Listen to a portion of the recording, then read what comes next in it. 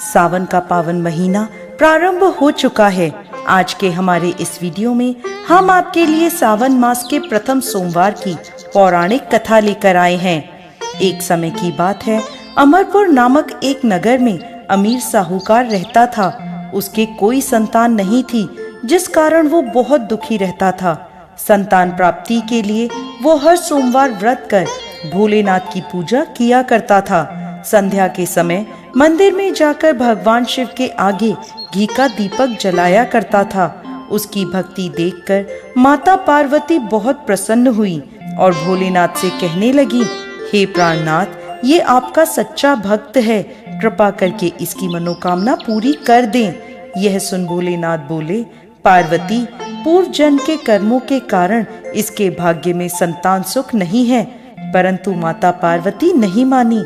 तब भोलेनाथ ने स्वप्न में उस साहूकार को दर्शन दिए और संतान प्राप्ति के वरदान के साथ साथ ये भी बताया कि उसका पुत्र अल्प आयु होगा और उसकी आयु मात्र 16 वर्ष की होगी। यह सुनकर साहूकार प्रसन्न तो हुआ, परंतु साथ ही साथ चिंतित भी हो गया। ये सारी बात उसने अपनी पत्नी को भी बता दी। पुत्र के अल्प आयु होने की बात जानकर साहूकार की पत्नी भी बहुत दुखी हुई, लेकिन साहूकार ने अपने सोमवार के व्रत का नियम नहीं छोड़ा।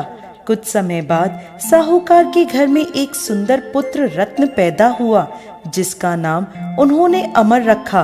अब अमर 11 वर्ष का हो गया था, तो साहूकार ने उसे अपने मामा के साथ शिक्षा ग्रहण करने काशी भेज दिया। साहूकार ने उन्हें रास्ते के लिए कुछ धन दे दिया और कहने लगा, तुम जहाँ भी रात्रि विश्राम करो, वहीं यज्ञ आदि करके ब्राह्मणों को भोजन करवा देना। अमर अपने मामा के साथ यात्रा पर निकल पड़ा। रास्ते में वो एक राज्य में पहुँचे, जहाँ राजकुमारी का विवाह हो रहा था। परंतु जिस राजकुमार से उसका विवाह होना था, वो अचानक किसी कारण से एक आंख से अंधा हो गया। यह बात किसी को पता ना चले, इसलिए राजकुमार के पिता ने अमर से दूल्हे की जगह बैठने की विनती करी। अमर ने यह विनती स्वीकार कर ली और राजकुमारी चंद्रिका से विवाह कर लिया। विदाई के समय अमर ने राजकुमारी चंद्रिका को सारी बात बता दी और उन्हें अपने पिता के घर छोड़कर काशी की ओर चल दिए। जब अमर 16 वर्ष का हो गया, तब उन्होंने एक यज्ञ का आयोजन किया और यज्ञ के बाद ब्राह्मणों को भोजन कराया और अन्न और वस्त्र दान भी किए। उसी रात्रि निद्रा में अमर की मृत्यु हो गई। उसके मामा जोर जोर से रोने लगे। उनका विलाप सुनकर भोलेनाथ और माता पार्वती वहां आ पहुँचे।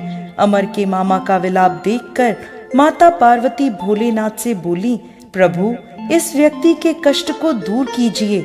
तब भोलेनाथ बोले, पार्वती, ये वही साहूकार का बालक है जिसे 16 वर्ष तक जीवित रहने का वरदान मिला था।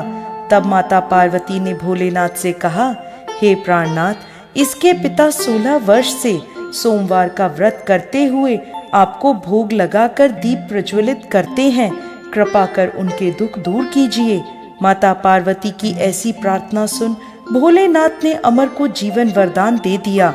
वरदान प्राप्त होते ही अमर जीवित हो गया। स्वस्थ होते ही वो अपने नगर की ओर वापस लौट चला। तब रास्ते में वह राजकुमारी चंद्रिका के पास आ पहुंचा। वहां के राजा और राजकुमारी चंद्रिका ने अमर को पहचान लिया। राजा ने राजकुमारी चंद्रिका को अमर के साथ उसके घर की ओर विदा किया। वहीं दूसरी ओर साहूकार और साहूकारनी यह जानते थे कि 16 वर्ष की आयु में उनके पुत्र की मृत्यु निश्चित है। इस कारण वो बहुत दुखी थे और कष्ट में अपना जीवन बिता रहे थे। तभी उनका पुत्र अमर राजकुमारी चंद्रिका के साथ घर पहुंच गया। अमर को अपनी नवविवाहित पत्नी के साथ देखकर साहूकार और साहूकारनी बहुत प्रसन्न हुए। उसी रात भोलेनाथ ने साहूकार को स्वप्न में दर्शन दिए और कहने लगे, हे साहूकार, तुम्हारे सोमवार के व्रत से प्रसन्न होकर मैं तुम्हारे पुत्र को लंबी आयु प्रदान कर रहा हूँ। हे भोलेनाथ, जैसा दुख आपने पहले साहूकार और साहूकारनी को दिया, वैसा किसी को मत देना, और जैसे बाद में उनके पुत्र को लंबी आयु प्रदान करी, वैसे ही इस कथा को कहने वाले, सुनने वाले और हुंकारा भरने वाले सब पर कृपा करना। जय भोलेनाथ, जय माता पार्वती।